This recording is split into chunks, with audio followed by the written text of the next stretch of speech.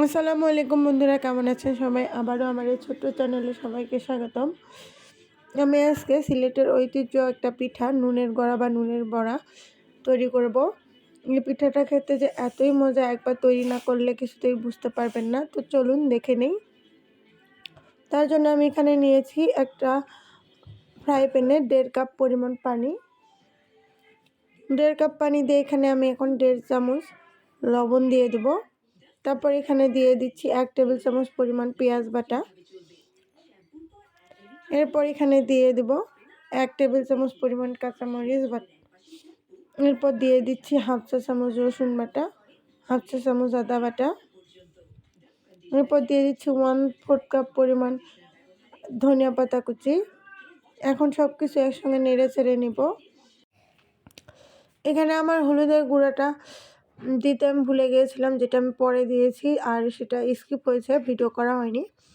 এরপর যখন পানি ফুটতে শুরু করবে তখন এখানে আমি আটা দিয়ে দিব। আর এখানে আমি 1.5 কাপ পানির জন্য 1.5 কাপ পরিমাণ আটা নিয়েছি, চালের গুঁড়া। এখন চালের গুঁড়াটা দিয়ে সব কিছু একসঙ্গে ভালোভাবে নেড়ে চেড়ে একটা শক্ত ডো তৈরি করে নিব, যেমনটা আমরা রুটির জন্য তৈরি করে নিই। আর ডোটা আমার এখানে তৈরি হয়ে গেছে। এখন আমি এটাকে চুলা থেকে নামিয়ে ফেলবো।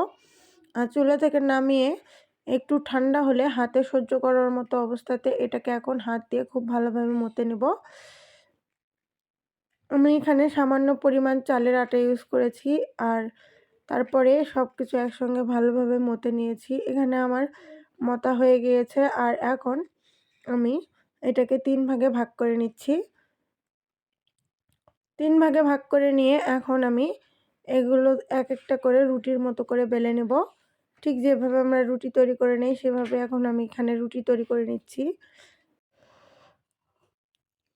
আমার এখানে রুটি বেলা হয়ে গিয়েছে। আর রুটিটা কিন্তু পাতলা হবে না, এটা মোটা সাইজের রুটি তৈরি করে নিতে হবে।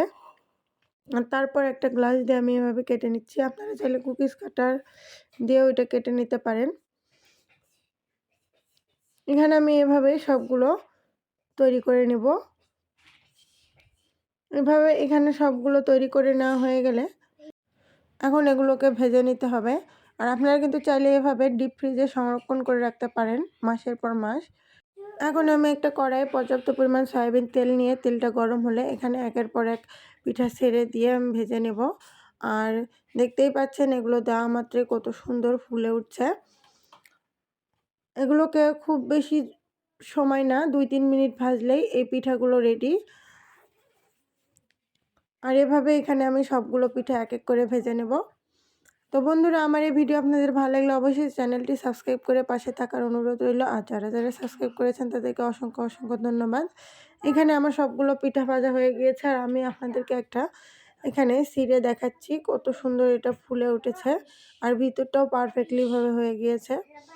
তো এই হলো আমার সিলেটের ঐতিহ্যবাহী নুন গড়া বা নুনের বড়া পিঠা। খুবই সহজ একটা পিঠার রেসিপি। আপনারা কিন্তু চাইলে খুব সহজেই এটা বাড়িতে তৈরি করে নিতে পারবেন। আর খেতেও কিন্তু অনেক মজা। তো দেখা হবে আবার নতুন কোনো রেসিপি নিয়ে। ভালো থাকবেন সবাই। আল্লাহ হাফেজ।